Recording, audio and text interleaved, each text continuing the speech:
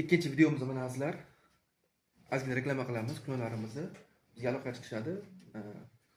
Sotiladigan quyonlarga ham bormi deb orada sotib turamiz. Zotga bilasizlar, qimmatroq sotiladi. Go'shtga nisbatan qimmatroq. Ko'proq samkalar, ya'ni qizlar sotiladi. Zotga erkaklardan ko'ra. Mana bunimiz naradan olib keldim. Orada pauza qilib turib. 2,5 oylik samka qiz quyon. Tarozimiz non bor, xudo xolasa. Boshqa quyoncha. Xo'p, 260 gram chiqadi. Quyonimiz 2,5 oylik. Cho'la bo'lgani yo'q, hali cho'la bo'lgani yo'q. Mana sizlar. Tagi quruq, sog'lom, pokiza boqilgan quyon. Hikyor, toza hikyor. Hasharki joylari bor.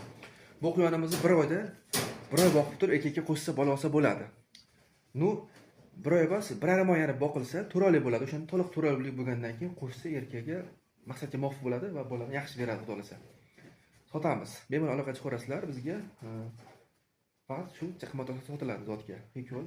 Bu hikol haqiqatda yaxshi ekan zoti. Maqtash yo'q bizdan.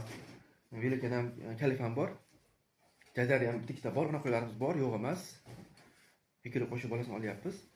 Nu hikol yaxshi qulay taraflar ko'p ekan. Hikolni qanaqa qulay taraf desizlar, haqiqatda sut ko'p bo'lar ekan, bemalol 10 ta qilib katta qilar ekan o'zi. Boqib turib katta qilar ekan va bola yaxshi qilar ekan, mehrli.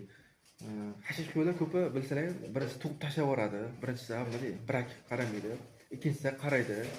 Keyin ko'p tug'sa bolasi o'lib ketadi, nobud bo'ladi. Ular sut kamlik hisobiga 5 ta bola katta qilar ekan, 5 ta 6 bola katta qilar ekan, ag'aga qiynalib qolar ekan hashish quyonlar.